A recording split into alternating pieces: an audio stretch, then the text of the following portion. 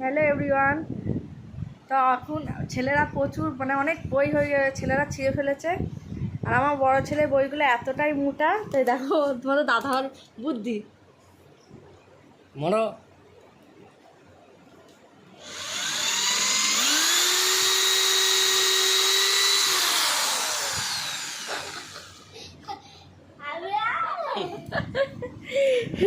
মানে এত এই এরা মোটা বই, সেই বই কিছুতেই মানে ওই কি বলে এই জিনিসটা দিয়ে প্রথমে করতে গিয়েছিল, এই যে এইটা দিয়ে, তো এর সুচটাই পেছন দিক দিয়ে বেরিয়ে চলে আসছে, এতটা মোটা। লাস্টে কিন্তু বুদ্ধিটা আমার। আমি বললাম তো তুমি ড্রিল ম্যাশিং আছে, ড্রিল ম্যাশিং তুই ফুটো করে দেখাতো, বলো তাহলে দেখি। তারাও তো ভালোই ফুটো হচ্ছে।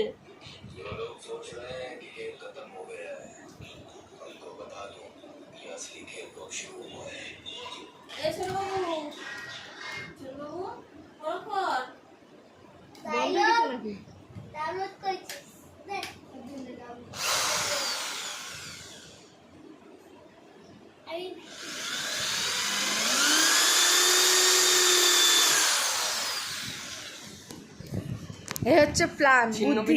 যার প্রত্যেকের বাড়িতেই তো এরকম একটা করে আছে বই খাওয়ার জন্য। তো তোমরাও অবশ্যই এইভাবে চেষ্টা করো, হবে। এত মোটা মোটা বই হাতে কখনোই সম্ভব না যে সেলাই করা। বুদ্ধিটা কেমন অবশ্যই জানিও, বুদ্ধিটা কিন্তু আমি দিয়েছি। তো চলো, কেমন লাগলো বুদ্ধিটা? সকাল সকাল হেভি বুদ্ধি। আমাদেরকে করানো ছিল দেখি ওটা কেটে দিই, এই যে একদম পারফেক্ট হয়ে গিয়েছে। মানে বইটা মাঝখান দিয়ে দু আধখানা হয়ে গিয়েছিল, পেজ খোলে ছেড়ে নি, মানে এতটা মোটা বই তো মাঝখান দিয়ে দু আধখানা হয়ে গিয়েছিল, সেটাকেই এখন জয়েন করা হলো।